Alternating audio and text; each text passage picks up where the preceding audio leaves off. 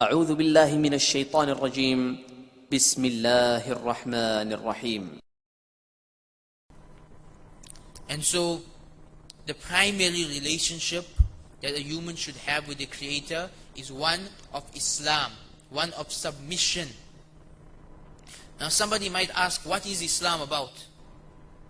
What is required of us if we choose to submit to our Creator? And my reply is that Islam is very simple. Islam is a very simple religion. Even though Islam teaches that the purpose of life is to worship our Creator, this worship is not 24-hour ritual. If you look at the 5 pillars of Islam, the first one is to believe. No rituals involved. The second one is to pray 5 times a day. These prayers take between 2 to 5 minutes, most 10 minutes. You add it up, it's only 45 minutes of the entire day. So even though our purpose in life is to pray to our Creator and to worship Him, He only asks us for less than an hour every day. Is that too much? Is this something difficult? No.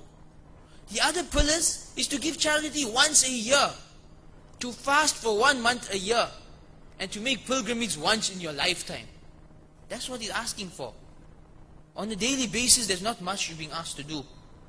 On a daily basis, you need to pray 5 times a day, and to be a good person to others. And there are a few smaller issues like dressing modestly according to the Islamic principles and being good to people. But in general, it's not a lot of rituals. So the 5 pillars of Islam are very simple. And by the way, each of these 5 pillars are not rituals. They have a major impact on the character of a Muslim. A Muslim who does all 5 pillars properly becomes the best of humanity. Because the Muslim prayer, in essence, is supposed to bring a person closer to the Creator. When you are praying Islamically, you are communicating with Allah. You are talking to your Creator. So when you pray Islamically, our Prophet Muhammad, peace be upon him, told us that when you fold your hands and you say, Alhamdulillahi Rabbil Alameen, all praise is due to Allah, the Lord of the universe. The Prophet Muhammad, peace be upon him, told us when you say that, Allah replies. He replies to you. And He says, Hamidani Abdi, my slave has praised me. Then when you say the other verses of the opening chapter, to every verse there is a reply from Allah. Until you reach the verse, Iyaka na'budu wa iyaka nasta'een. You alone we worship, and you alone we ask for help. Showing Allah what your relationship with Him is. Allah replies, and He says, then ask me for whatever you want, I will give it to you. And then we say, Ihdina siratal mustaqim. Guide us to the straight path. And Allah answers this prayer. So every day, what type of prayer we asked to make? A prayer for guidance. Because we all make mistakes. And we all have errors. So every day we ask God to guide us.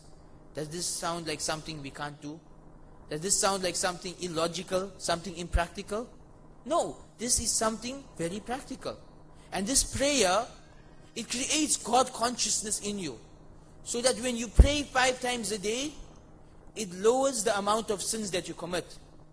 Somebody who prays 5 times a day properly will not commit as many sins and make as many mistakes as somebody who does not pray. Because he is being reminded of his Creator at every interval. So that's the prayer. Very practical. It shapes your character. It makes you God conscious. And it gives you a chance to speak to your Creator on a daily basis. The third pillar was charity. Now I don't think anybody will argue and say charity is a bad thing. No, everybody agrees charity is good. So Islam says that if you are rich, if you have savings, then once a year, minimum 2.5% of your money, give it to the poor. Isn't that a good thing? Minimum. You are encouraged to give more, but give it. This helps to sustain a balanced economy, where the rich don't just keep getting richer and the poor get poorer. Rather, the rich worry about the poorer members of the community and give them charity and help them out. Furthermore, this charity makes you a better person because it purifies your heart of that stinginess and that miserliness and that greed when you share your money with those who Allah has not blessed with the same amount of money. So the charity, a very practical thing, at least once a year. Fasting in the month of Ramadan. Now many non-Muslims feel sorry for us Muslims when we fast in Ramadan. They feel these poor Muslims, for 30 days they're not eating and drinking. But let me tell you something. Almost any Muslim you meet, if you ask them about Ramadan, they will say, I can't wait for Ramadan. It's my favorite time of the year. Because this fast is not as scary as you think it is. This fasting in Ramadan is a very spiritual experience. You feel close to God when you fast. You feel that God consciousness. Allah says in the Quran that He has prescribed fasting لَعَلَّكُمْ تَتَّقُونَ, so that you can increase in your consciousness of your Creator, so that you can grow closer to Allah. And Muslims, they feel this in Ramadan. Even Muslims who don't pray 5 times a day, in Ramadan they start praying 5 times a day. Even Muslims who might swear people and talk badly with people, in Ramadan they learn to control their tongues. This is the effects of the fast. It makes us better people. It makes us more God conscious. And once a year Allah asks this of us. Again, something very practical that helps us become better people.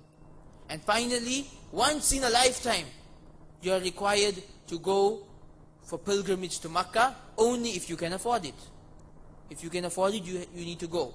If you go to Makkah for this once in a lifetime pilgrimage, which occurs every year, you will be surrounded with literally millions of people of the same belief doing the same thing as you.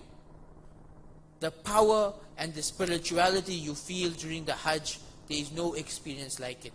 You will meet people from races that you have never heard of, who speak languages that you have never heard of, but they have the same beliefs as you, and they are there for the same purpose as you, to worship your Creator.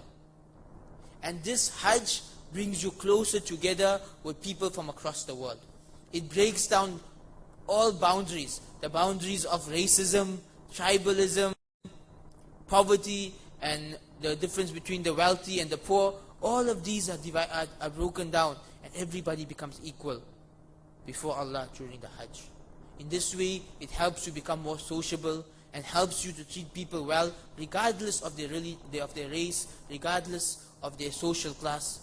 You become a better person.